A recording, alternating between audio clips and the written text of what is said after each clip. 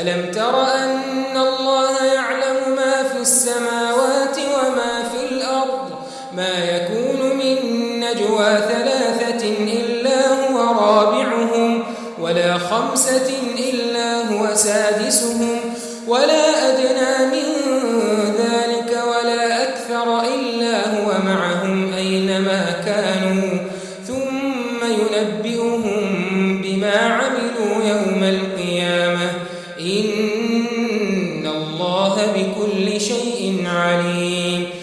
ألم تر إلى الذين نهوا عن النجوى ثم يعودون لما نهوا عنه ويتناجون بالإثم والعدوان ومعصية الرسول وإذا جاءوك حيوك بما لم يحيك به الله ويقولون في أنفسهم لولا يعذبنا الله بما نقول حسبهم جهنم يصلونها فبئس المصير.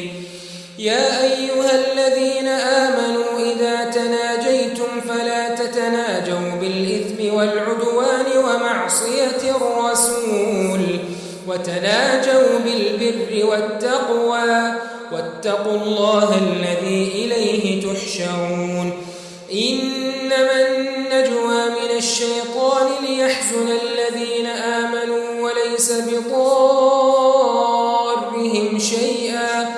وليس بضارهم شيئا إلا بإذن الله وعلى الله فليتوكل المؤمنون.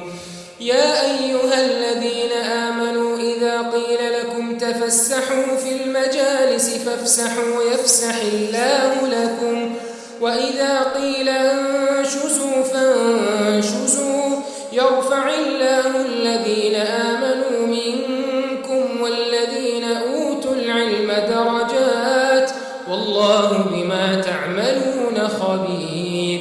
يا أيها الذين آمنوا إذا ناجيتم الرسول فقدموا بين يدي نجواكم صدقة ذلك خير لكم وأطهر فإن لم تجدوا فإن الله غفور رحيم.